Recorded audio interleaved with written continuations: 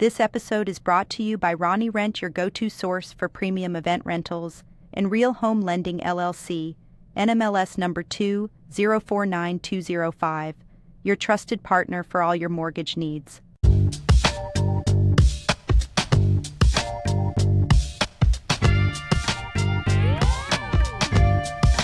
Welcome back to the final episode of Fearless Empowered Women, Season 1. I'm Veronica Oladeji. I am Eunice Ladipo. What an incredible journey this season has been. And for our final episode, we're closing out with a topic that every woman needs to master.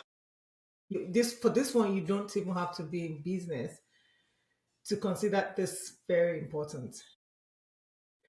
Financial foundations for success. And financial literacy is the key to personal and professional freedom. Ka-ching ching.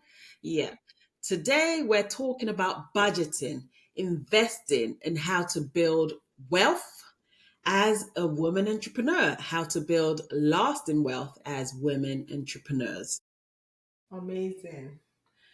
Um, this happens to be one of the things I really love talking about. From where we're from, money is not a topic that people freely like to talk about freely.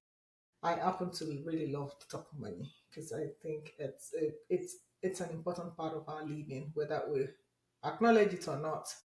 It's still what it is. So whether you're just starting your business, looking to scale, or planning for the future, this episode is packed with actionable financial tips to help you build and sustain wealth. Let's dive in. Yes. So, why is financial literacy essential for women? So, let's start with that question. Why is financial literacy so important, and especially for women? So, studies show that women tend to live longer, earn less over time due to wage gaps, and often take career breaks for caregiving. That makes financial literacy even more critical for long-term stability and independence. And on top of this, I think our role as women, whether in your immediate family or in the society at large, we are more responsible for the communal well-being, which money is a vital part of. So there's no welfare without wealth. And I don't mean wealth as in you're a billionaire or whatever, just enough to have a decent daily living. That's what we're talking about when we talk Yeah. about wealth here. I truly believe that every woman should be able to carry some level of independence, so to speak, either in business or in different things, just to allow her that flexibility to flex. And let's talk about entrepreneurship. So many women start businesses, but lack of financial knowledge often leads to cash flow struggles. It often leads to debt, often leads to failure to scale. Exactly. When you understand how to budget, invest, and grow your wealth, you're no longer just working for money. You will start to make money work for you, which is key. I feel that when a woman is sound and is very good at managing money, making money, keeping money, and making it grow, the people around you, you tend to influence them. And so it leads to communal wealth as well. It's people around you live a better life. You're able to do a lot more and you have more freedom. For me, the main importance of wealth or financial freedom is the freedom of it.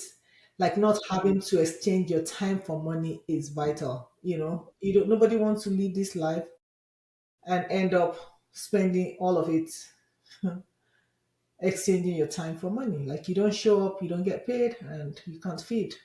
That's not. I don't think that up up until a certain age, that's fine because that's when you're building. But after it's if you manage things well, you should be gaining some financial freedom as you grow as Yes, well. and that is key. And, I say this many times, and I say we work to live, not live to work, meaning, knowledge is power. You use that knowledge to gain wealth and use that wealth to do stuff, make an impact, enjoy family time, invest, make a difference, right? But you don't want to have that struggle of continuously living to work. You don't want to have that struggle of continuously living from paycheck to paycheck, feeling like, oh my goodness, this is all you are here for. And so, knowledge is truly power. And that's why we are here to discuss the importance of financial freedom, which brings us to budgeting, the foundations of financial success. Yes. And so that brings us to the next segment, where we're going to be talking about smart budgeting for entrepreneur and women. You know, you remember that this topic isn't just for entrepreneur. Also women. We want this to cover every woman, whether you're still in the corporate world or you're just starting life as a woman also. In fact, you will benefit more because then you'll be able to start off on a good note. So a good budget isn't about restricting yourself. Yeah, it's about giving your money direction so that you can spend intentionally and grow your wealth. So when we talk about intention in this community, intention, I'm sure by now, as we're rounding off the season, we're all aware of how important it is that we're intentional about the people we surround ourselves with, the community and the space that we exist in. We're also now bringing that intentionality into our wealth, how we spend our money. It's not that you're not going to spend, but you want to think about where your money is going, which is why budget. So the reason why we budget is not to do without, it's actually to be in control of how we are, the kind of job we're sending our money to do for us. Yes, I like that. Giving your money direction. I love that totally. So, here are some key budgeting principles for entrepreneurs and women. One, pay yourself first. I'm sure you've heard that before. Pay yourself first. Always set aside money for savings and investment before spending on expenses. Okay? Because if you spend on expenses first, you won't have enough to pay yourself. Okay? Separate business and personal finances. So keep your finances clean by having different accounts for your business and personal life. So separate them. Then another tip is to follow the 50-30-20 rule. This number may not represent how you do your splitting. So this is just a basic guideline for most people. In your daily life, you may feel that you need more or less in a certain category than what we're talking about right now. Feel free to do that. The most important thing is that you are intentional about where your money is going, right?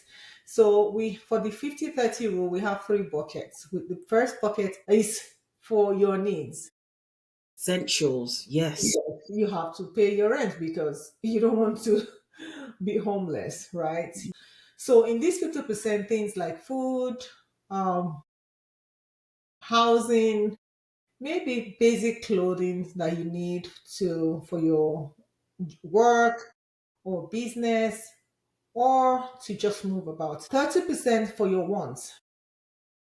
I mean, we're alive to live, right? This will be where you keep money for maybe holidays, maybe going to spend time with friends, family, um, maybe books if you or if you love to read like me, um, anything that you want to just use to keep yourself encouraged to face life, to continue going, and to give life the best. That's it. This is where it's you. This is the bucket for it. That's my vacation bucket. Yes. And the last bucket is for your saving. You want to start putting them to work for you. I call them have my babies, money babies, have babies and grandbabies.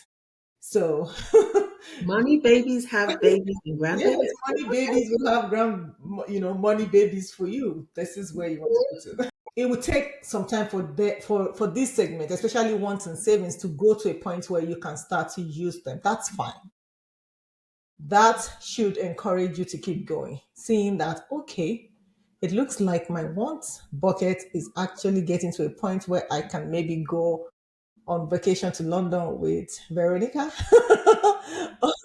the next time she's visiting or something. So you start by just putting the money aside first. And then as soon as it grows, maybe it's enough to put down payments for an investment property, or it's enough to invest in a franchise or something else. This is where you start to grow. You start to put it, making sure that you put that savings and investing part in a high yield investment account, not in Bank of America. Sorry, Bank of Yeah, America. Just being honest. not in the bank. Yes, I agree. There are some online banks with good high yield. Some go up to 5%. Between 4 to 5% is what you want to target. You can shop around for those. Yeah, there's these rough IRAs and stuff and whatever, but that's a whole new topic. That's a whole topic on its own.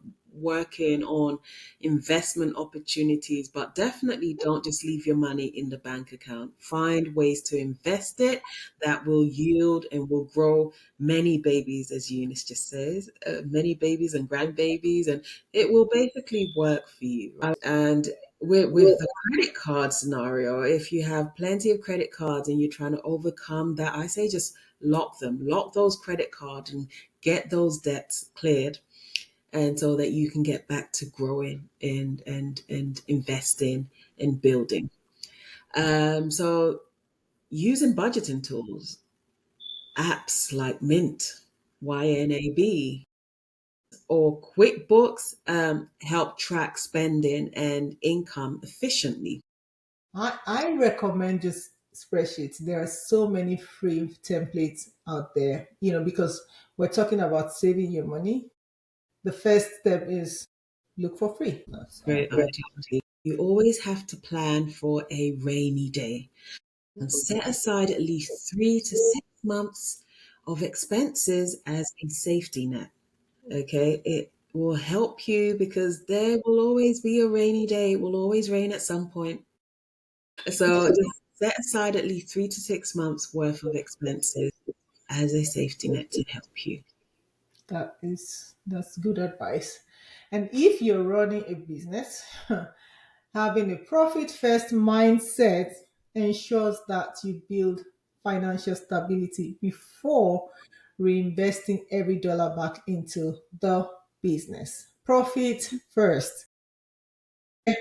In some cases, automation should be the first to go to, and also outsourcing some of these things. When you do that, the costs are lower at first, especially when you're just beginning, when you're growing. Think about automating things. Do you have emails that you send out all the time? Make it a template, automate a lot of your work. That will reduce it, and you may not need somebody immediately to function your business. And that will help you to keep more profits and grow the business more. Yeah, outsourcing sounds very expensive, but to break it down, outsourcing helps you to focus on the key role or the key talents that you have, right? So if you outsource something, so like we talked about, simple things like me outsourcing my cleaning of my house. It means it allows me a lot more time. I would spend 5 hours, 6 hours in a day to clean half of my house. Whereas I hire cleaners, they come in, they do the job in 2 hours and make it a lot better than I would. And it allows me a lot more time to focus on the things that's important or to really focus my core on my core talent. And that's what outsourcing is. It allows you to focus on your key areas so that you can use that time to effectively grow your business or make money. So that's the benefit of outsourcing. Interesting. And okay, using my scenario now as an example, compliance is very key. And instead of me to go hire somebody that I need to pay every month, I am outsourcing that part of business for an organization who's got a larger team. They're not using all the time of their team members. And so I'm using a certain portion. I'm only paying for what I use. Yes, That way it's helping me to save expenses, and I can focus on things where I can add better value to the business. correct. Correct. I like that. Okay. So now that we've talked about budgeting, let's get into investing, term wealth creation. Yes, absolutely. Women often hesitate to invest, but studies show that when we do, we are just as good, if not better. I think we're better, really, than men at growing wealth. We need to take a front role here as well, because even if you have a partner, or if you have business partner, or life partner, in it doesn't mean that you just hand the rein to them to make all the financial decisions. Sometimes another person coming in and your opinion may actually help save or grow, you know the communal wealth or financing. So I actually do encourage us to take more active role in this side of our business and even our personal lives too. I just think that. So here are three investment paths every woman should consider. One, stock market investing. That's ETFs, index funds, and stocks help your money to grow over time. I really believe in that. There's a lot of wealth of knowledge out there on stocks and making sure, stock investment is for the long term and people benefit when you're in it for a long time. And I have stocks and I even have stocks for my kids at this point. So you can build wealth even for your kids at this early stage, get them a guardianship account. That's a whole different topic. Real estate investing is huge, huge. Real estate will always be a worthwhile investment, and rental properties or real estate funds can provide passive income and long term value. Another one is retirement account. Max out IRAs for if you're self employed. Compound interest is your best friend. Absolutely. And as Veronica mentioned, stock. We'll have a different topic for that because this is big. But to start with, we're going to put one of the books that I found very, very beneficial in understanding this more. It's Money by Tony Robbins. As much as it's important for you to make money, keeping money is also a very vital rule, like a very vital skill set that you need.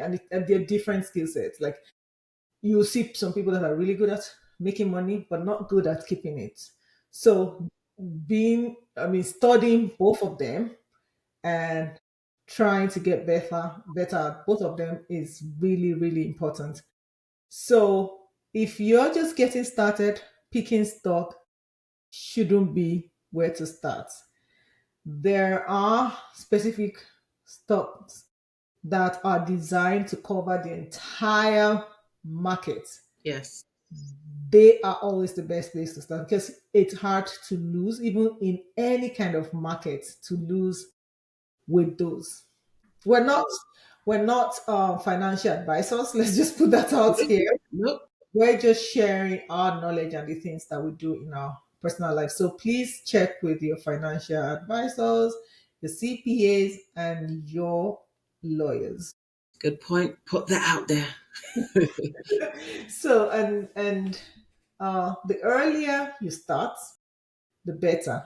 Even $100 or more invested consistently can turn into hundreds of thousands over time. So even if it's starting from just putting it in a savings account, high yield savings account, you'll be shocked how this will help you move in the right direction. Yeah. You know, wealth discussion and financial legacy is not usually something that in the African community that's, discussed or encouraged. We know we talk about everybody should get an education, and most back in the days it was you have to either be a doctor, engineer, or lawyer or something. But speaking about generational wealth, how to keep, manage, grow, and pass on that generational wealth is also important. And our counterparts in the Western world, right here, they do it. That's why, America has some of the richest and wealthiest people in the world. So, budgeting and investing are great, but let's talk about the bigger picture, building generational wealth. Absolutely. Yes. Generational wealth isn't just about having money, as mentioned. It's about passing down knowledge, assets, and financial stability to the future generations and to people around us. Like, we need to start making it okay and not awkward to talk about money, building money, making money, keeping money. As girlfriends, we talk about dresses, shoes, hair. I enjoy talking about this topic as if I'm sure, if I'm going to be frank, more than talking about hair and shoes and bags. Like, seriously, it is interesting. And the thing is, we need to start checking our relationship with money. Why is it such a dreaded topic for you? If it is, why? What is your story around money? What story do you have in your head? What's kind of background is affecting how you think about money, how you relate with it? It should be, the more you talk about it with the right people, the more you know and the better you will do in your businesses and in your personal lives. You hit the nail on the head. It's about sharing knowledge. So I love talking to friends about, ways that I save and encourage people to save even just the smallest of 10% of your income. Here's how women can start building a financial legacy. One, own property. Like we said, real estate is one of the most common ways to build wealth that lasts. Yes, we know all that's going on in the economy right now. We're waiting for the interest rate to reduce, but at the same time, we have all these tariffs and we're watching. But at the right time, definitely find a way to get into real estate and build that wealth. So, another thing that we can do is to teach financial literacy to the next generation and to our friends, sharing some of the things that we've learned or we're learning along the way. We don't have to be a guru to start to share. Educate your children about saving and investing and budgeting. We talk to our boys about these things. We talk to them about what is considered liability and why, what's an asset, how do you build that, your relationship with money, what idea do you have in mind about money. Yeah, I think that's definitely important. Helping the children or the next generation understand the importance of money, right? Many kids nowadays, they just want to buy the next pair of Nike, right? So get proper insurance. is another big thing. Have a life insurance, have appropriate wills and trusts to protect your assets and ensure that your loved ones are financially secure. Definitely diversify your income streams. Multiple streams of income provide long term stability and freedom. What do you think, Eunice? I totally agree with that. Like somebody said, the real wealthy people have about five different streams of income. Well, let's, the more, the better, actually. Sure. Build a business that can outlive you. That's what this is all about. Build a business that can outlive you, that can be transferred from generation to generation. That's what, financial freedom and generational wealth is all about. If you have a business, create systems that allow it to run without you, so it can continue thriving for generations. Now, it takes time. We're not saying, you're going to open a business tomorrow and automatically everything will be automated or everything will run on its own. But as you invest your time, as you take time to build, to learn, to gain that knowledge, it will be easier and you will be able to automate stuff and thrive. That I like that you mentioned that because sometimes you have to go lean to grow. So wealth isn't just about numbers.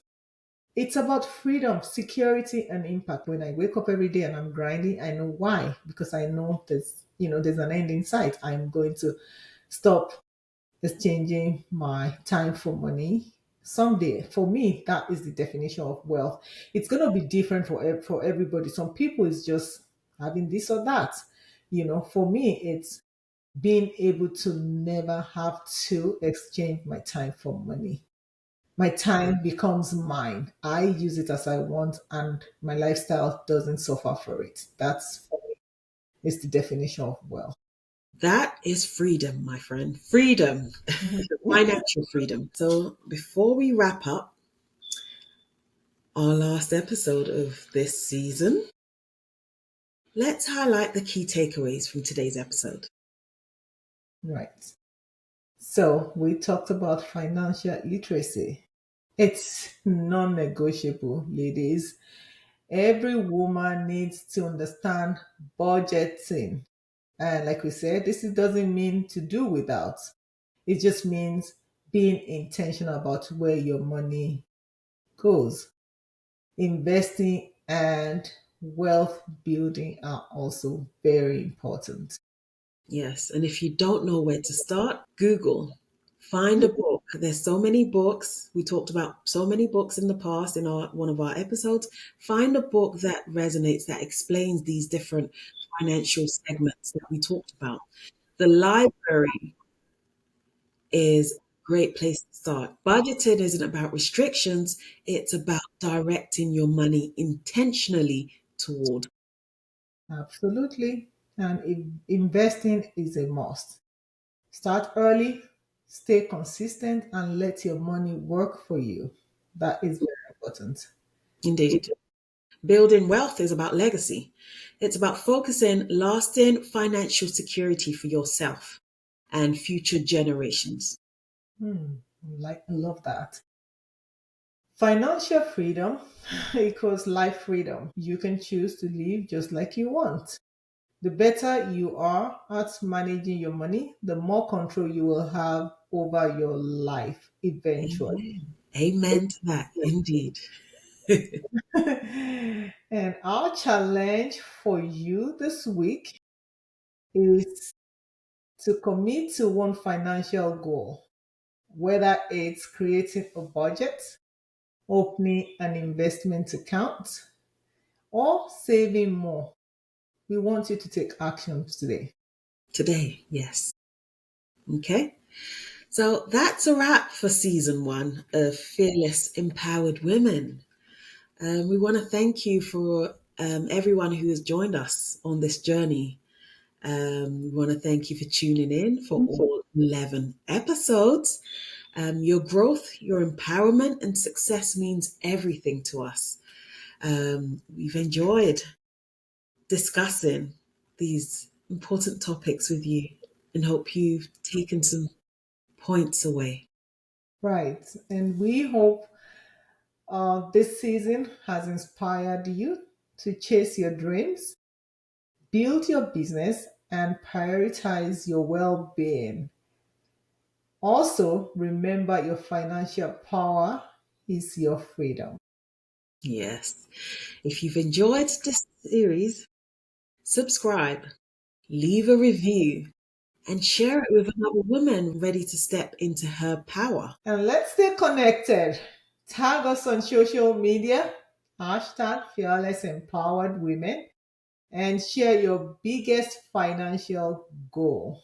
Yes, we did it. Until next time, Next time. Yes. Stay fearless. Stay stay empowered. empowered and go build the life you deserve. Absolutely. Till season 2. Too. Thank you.